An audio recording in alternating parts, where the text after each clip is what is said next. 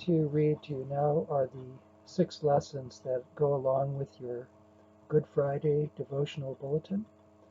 And I will take a pause at the end of each of the 6 readings so that you can use them along with the bulletin. This is the Passion narrative from the Gospel according to St. Mark. It begins with Mark 14:1 and ends with Mark 15:47. It was 2 days before the Passover and the festival of unleavened bread. The chief priests and the scribes were looking for a way to arrest Jesus by stealth and kill him.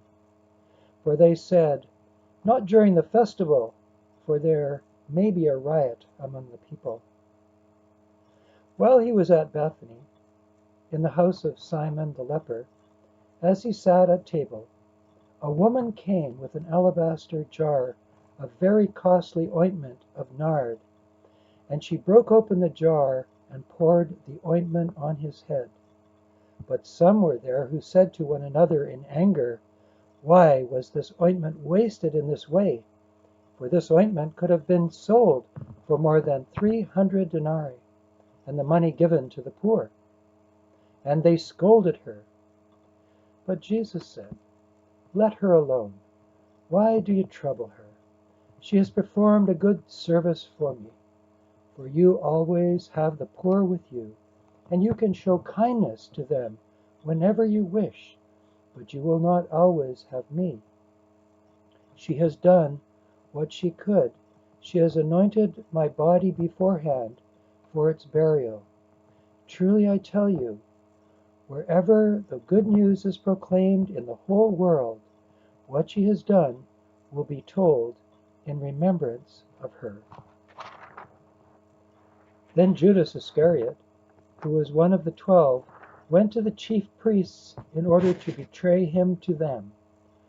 When they heard it, they were greatly pleased and promised to give him money. So he began to look for opportunities to betray him.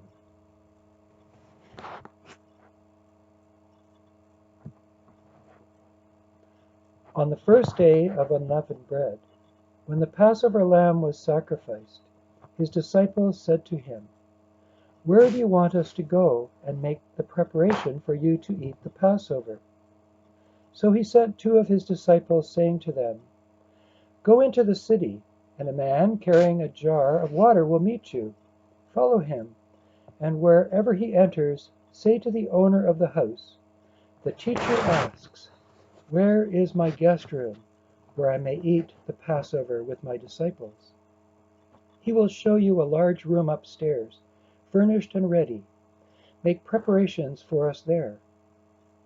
So the disciples set out and went to the city and found everything as he had told them, and they prepared the Passover meal. When it was evening, he came with the 12, and when they had taken their places and were eating, Jesus said, "Truly I tell you, one of you will betray me, one who is eating with me." They began to be distressed and to say to him, one after another, "Surely not I." He said to them, "It is one of the 12, one who is dipping bread into the bowl with me. For the Son of Man goes as it is written of him, but woe to the one by whom the Son of Man is betrayed. It would have been better for that one not to have been born." While they were eating, he took a loaf of bread, and after blessing it, he broke it, gave it to them, and said, "Take, this is my body." Then he took a cup, and after giving thanks, he gave it to them, and all of them drank from it. And he said to them, "This is my blood of the covenant, which is poured out for many. Truly I tell you, I will never again drink of the fruit of the vine until that day when I drink it new in the kingdom of God." When they had sung the hymn, they went out to the Mount of Olives. And Jesus said to them, You will all become deserters, for it is written, 'I will strike the shepherd, and the sheep will be scattered.' But after I am raised up, I will go before you to Galilee." Peter said to him, "Even though all become deserters, I will not." Jesus said to him, "Truly I tell you, this day, this very night, before the cock crows twice, you will deny me 3 times." But he said vehemently, "Even though I must die with you, I will not deny you." And all of them said the same. They went to a place called Gethsemane, and he said to his disciples, "Sit here while I pray." He took with him Peter and James and John, and began to be distressed and agitated. And he said to them, "I am deeply grieved, even to death. Remain here and keep awake." And going a little farther, he threw himself on the ground and prayed that, if it were possible, the hour might pass from him. He said, "Abba, Father, for you all things are possible. Remove this cup from me, yet not what I want, but what you want." He came and found them sleeping, and he said to Peter, "Simon, are you asleep? Could you not keep awake for 1 hour? Keep awake and pray, that you may not come into the time of trial. The spirit indeed is willing, but the flesh is weak." And again he went away and prayed, saying the same words. And once more he came and found them sleeping, for their eyes were very heavy, and they did not know what to say to him. He came a 3rd time and said to them, "Are you still sleeping and taking your rest? Enough! The hour has come. The Son of Man has been betrayed into the hands of sinners. Get up, let us be going. See, my betrayer is at hand." Immediately, while he was still speaking, Judas, one of the 12, arrived, and with him there was a crowd with swords and clubs from the chief priests, the scribes, and the elders. Now the betrayer had given them a sign, saying, "The one I will kiss is the man. Arrest him and lead him away under guard." So when he came, he went up to him at once and said, "Rabbi," and kissed him. Then they laid hands on him and arrested him. But one of those who stood near drew his sword and struck the slave of the high priest, cutting off his ear. Then Jesus said to them, "Have you come out with swords and clubs to arrest me as though I were a bandit? Day after day I was with you in the temple, teaching, and you did not arrest me. But let the scriptures be fulfilled." All of them deserted him and fled. A certain young man was following him, wearing nothing but a linen cloth. They caught hold of him, but he left the linen cloth and ran off naked.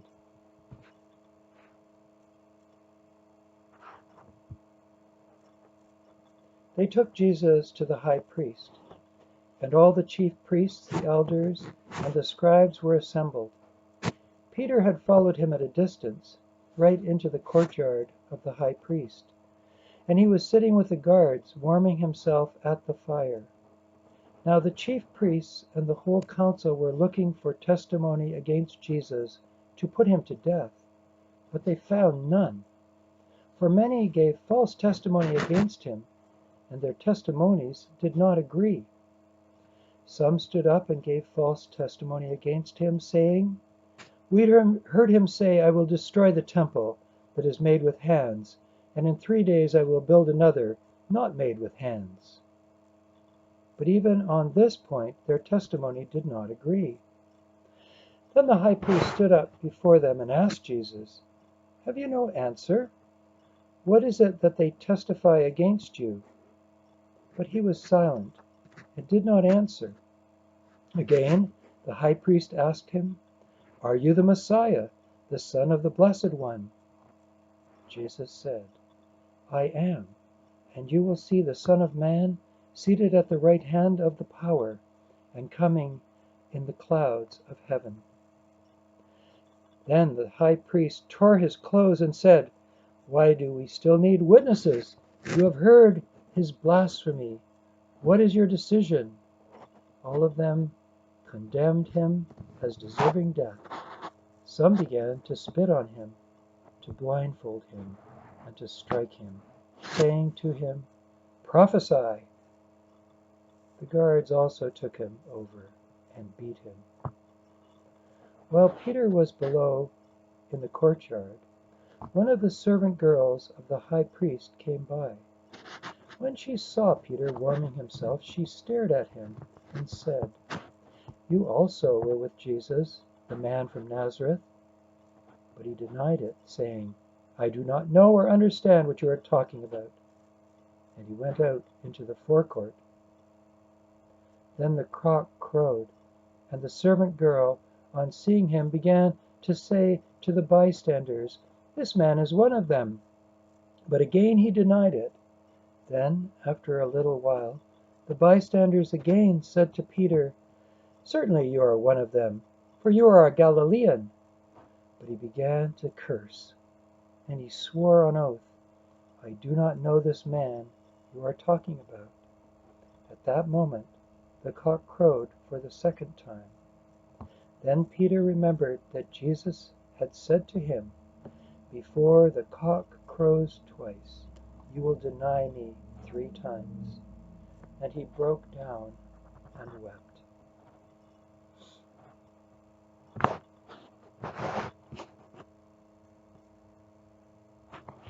As soon as it was morning, the chief priests held a consultation with the elders and scribes and the whole council. They bound Jesus, led him away, and handed him over to Pilate. Pilate asked him, "Are you the king of the Jews?" He answered him, "You say so." Then the chief priests accused him of many things. Pilate asked him again, "Have you no answer? See how many charges they bring against you." But Jesus made no further reply, so that Pilate was amazed.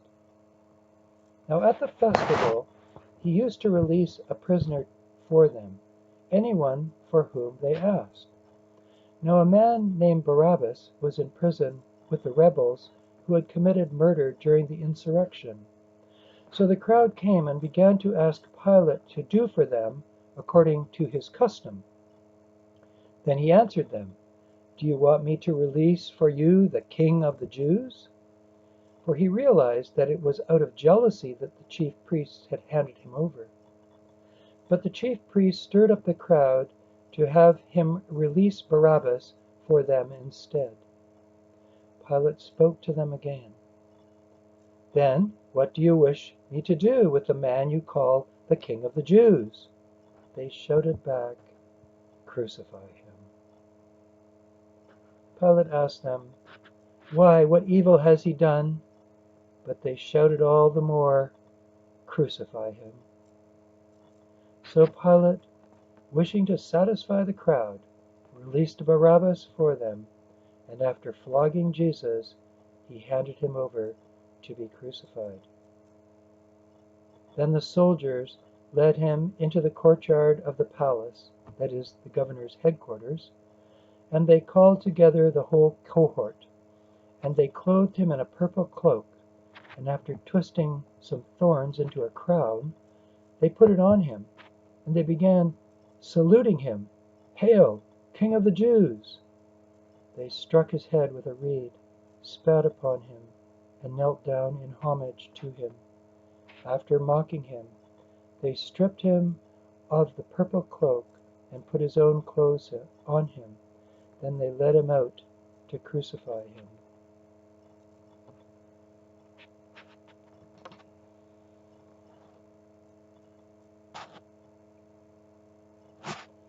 They compelled a passer-by who was coming in from the country to carry his cross. It was Simon of Cyrene, the father of Alexander and Rufus. Then they brought Jesus to the place called Golgotha, which means the place of a skull. And they offered him wine mixed with myrrh, but he did not take it. And they crucified him and divided his clothes among them, casting lots to decide what each should take. It was 9 o'clock in the morning when they crucified him. The inscription of the charge against him read, "The King of the Jews." And with him they crucified two bandits, one on his right and one on his left. Those who passed by derided him, shaking their heads and saying, "Ah, you who would destroy the temple and build it in 3 days, save yourself and come down from the cross." In the same way, the chief priests, along with the scribes, were also mocking him among themselves and saying, "He saved others. He cannot save himself. Let the Messiah, the King of Israel, come down from the cross now, so that we may see and believe." Those who were crucified with him also taunted him. When it was noon, darkness came over the whole land until 3 in the afternoon. At 3 o'clock, Jesus cried out with a loud voice, "Eloi, Eloi, lema sabachthani," which means, my God, why have you forsaken me?" When some of the bystanders heard it, they said, "Listen, he is calling for Elijah."